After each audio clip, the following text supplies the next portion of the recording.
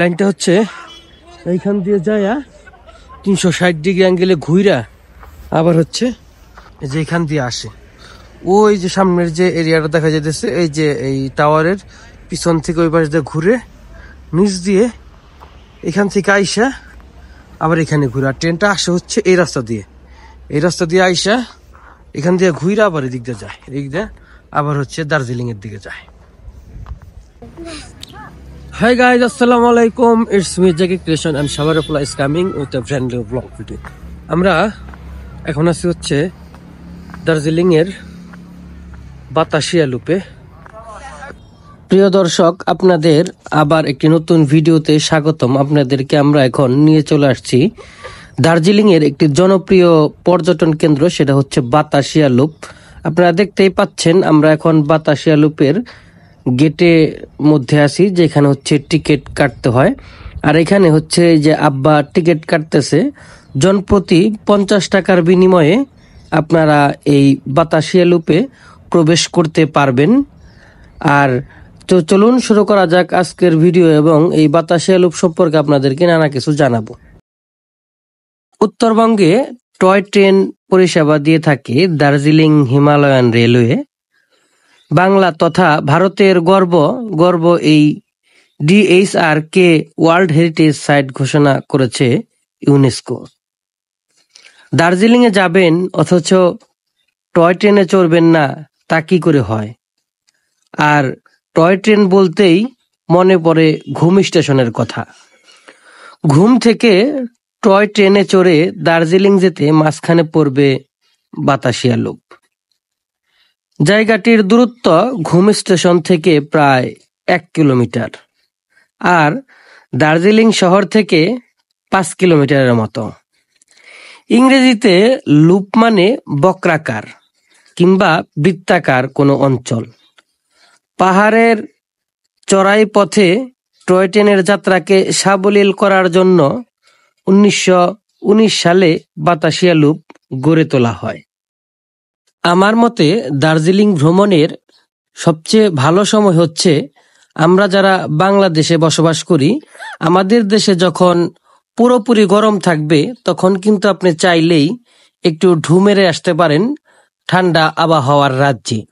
আর তার মধ্যে আমি যে সময় দার্জিলিং পৌঁছেছিলাম জানুয়ারির 2024-এর শেষের দিকে, তখন একটি রোমাঞ্চকর ভ্রমণ ছিল আমার। আপনারা দেখতেই পাচ্ছেন কি সুন্দর পরিবেশ, চারপাশে কি সুন্দর আবহাওয়া।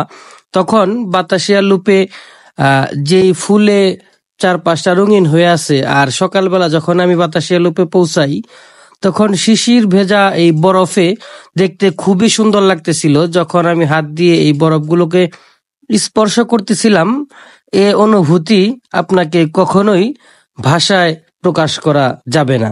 আমরা যারা বাঙালি বা বাংলাদেশে থাকি তাদের জন্য বরফটা একটি অন্যরকম আনন্দদায়ক বলে আমি মনে করি।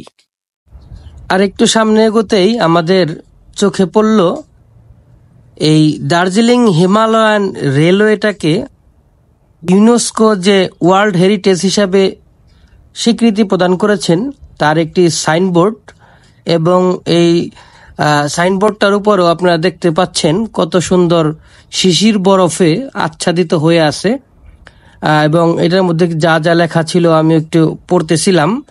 আর তার ঠিক সামনেই হচ্ছে বিভিন্ন এখানে যে যারা দার্জিলিং এর যারা লোকজন আছে তারা হচ্ছে বিভিন্ন যে বাইনোকুলার নিয়ে বসে আছে। ওই যে দূরে কাঞ্চনজঙ্ঘা দেখা যাচ্ছে, এই বাইনোকুলারে চাইলে আপনিও হচ্ছে 50 রুপির বিনিময়ে কাঞ্চনজঙ্ঘার অপরূপ দৃশ্য উপভোগ করতে পারবেন। এবং আপনারা আসলে অবশ্যই চেষ্টা করবেন যাতে এই জিনিসগুলো মিস না হয়, এবং খুবই ভালো লাগবে, আপনার রোমাঞ্চকর অনুভূতি মনে হবে।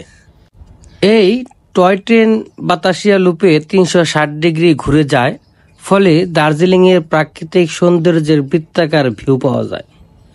চোখে পড়ে তুষার ধবল হিমালয়। বাতাসিয়া লুপ থেকে বিশ্বের 3য় উচ্চতম শৃঙ্গ কাঞ্চনজঙ্ঘা দেখলে তার স্মৃতি আপনার মনের মণিকোঠায় চিরকাল থেকে যাবে। পাহাড়ের রানী দার্জিলিং শহরটিকে অনবদ্য লাগে। এখানে রয়েছে বিশাল মনোরম বাগান, বহু রকমের গাছে সাজানো রং বেরঙের ফুল আপনাকে মুগ্ধ করবে। বাতাসিয়া লুপের কেন্দ্রে একটি যুদ্ধ স্মৃতিস্মারক আছে। ভারত স্বাধীন হওয়ার পর বিভিন্ন যুদ্ধে নিহত গোর্খা শহীদ বীর সৈনিকদের শ্রদ্ধা জানাতে 1995 সালে এটির উদ্বোধন করা হয়। এক গোর্খা সৈনিকের ব্রোঞ্জ মূর্তি এখানে শোভা পাচ্ছে। প্রতিদিন ভোর 5টা থেকে রাত 8টা পর্যন্ত এই বাতাসিয়া লুপটি খোলা থাকে। বাতাসিয়া লুপে গেলে একবার ঘুম স্টেশনও ঘুরে দেখুন। দার্জিলিং শহরের কেন্দ্রে বাজার এলাকা থেকে সড়ক পথে যে কোনো যানবাহনে ঘুম স্টেশনে পৌঁছাতে মোটামুটি 20 থেকে 25 মিনিট লাগে। নানা দিকের নানা রাস্তা মিশেছে ঘুমে। ঘুম স্টেশনের পাশেই দার্জিলিং হিমালয়ান রেলওয়ে মিউজিয়াম।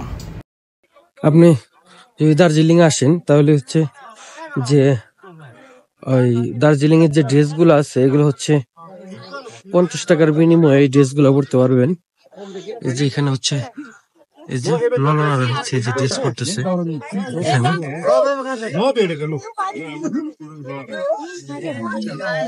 দেখা হচ্ছে ওনারা এই ড্রেস করতেছে সবাই। পুরা বাতাসিয়া লুপটা হচ্ছে একটু বড় একটা জায়গা।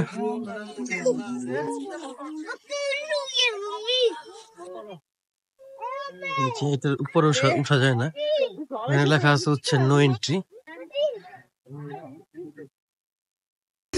এই যে বাতাসিয়া লুপে যে বরফ পড়ছে এখানে হচ্ছে আমার নামটা একটু লিখে দিলাম। এই যে আপনারা দেখেন এই যে জামিল, আমার নামটা লিখে দিচ্ছি জামিল। বাতাসিয়া লুপ থেকে বের হলেই আপনি এখানে কিছু জামা কাপড়ের দোকান দেখতে পারবেন।